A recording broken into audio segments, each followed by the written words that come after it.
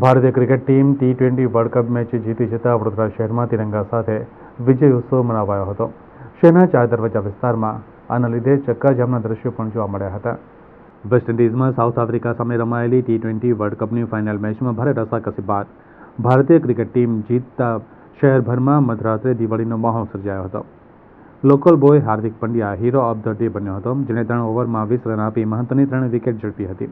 ભારતીય cricket team T20 world cup જીતતા શહેરભરમાં મધરાતે ફટાકડાના ધૂમધડાકા સાથે વિજય ઉત્સવ મનાવાયો હતો.